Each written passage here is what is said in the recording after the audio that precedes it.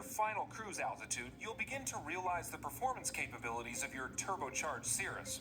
But before settling into cruise, there's a few housekeeping items that need your attention before you get the performance and efficiency you expect from your engine.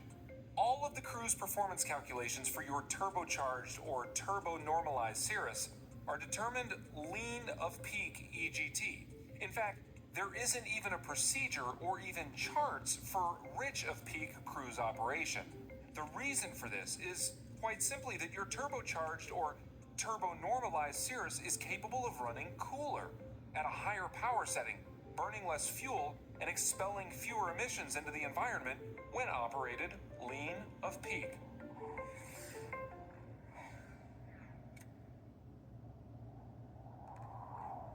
During climb, your electric fuel pump provides vapor suppression.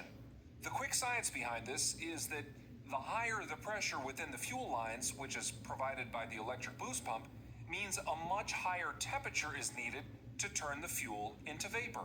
When turned on or off, your fuel flow may increase or decrease either way, which is considered normal.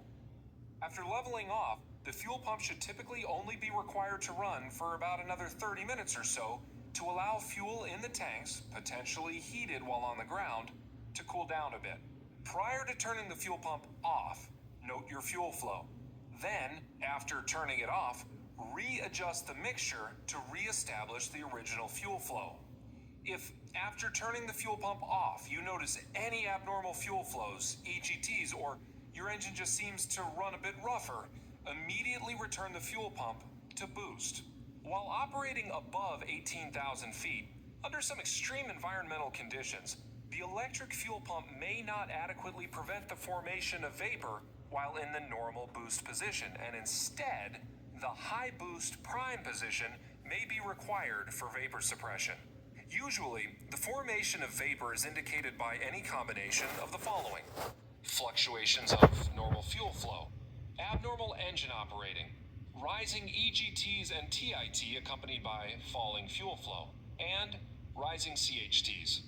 Because selecting or deselecting high boost has a substantial effect on fuel flow, either adjust the mixture proactively or temporarily select normal boost as a sort of transition between the high boost and off positions.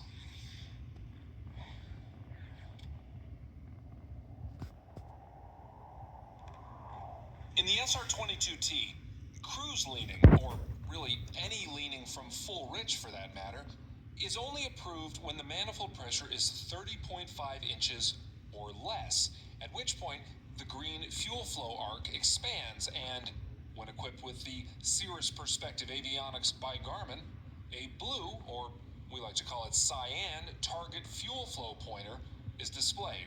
That target fuel flow is an internal avionics calculation made by referencing engine RPM, manifold pressure, manifold air temperature, and engine temperature.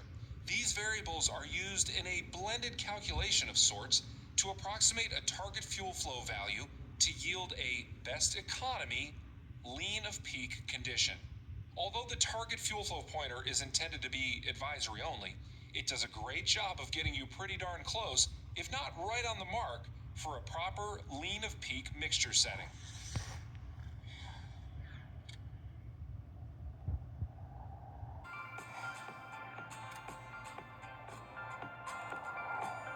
Whether you're flying an Sr22T or Sr22TN, once you have your cruise power and mixture set, continue to monitor CHTs to ensure that they stay within limits. If they sneak a little warmer than you'd like, you'll need to continue leaning.